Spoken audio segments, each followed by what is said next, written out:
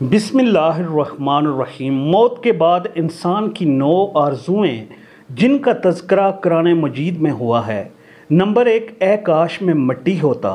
Number 2, ए काश मैं अपनी आखिरी ज़िंदगी के लिए कुछ किया होता। नंबर 3, ए काश हमने अल्लाह और इसके रसूल की फुर्मा बरदारी की होती। नंबर 4, ए काश मैं फ़लाँ को दोस्त ना बनाता।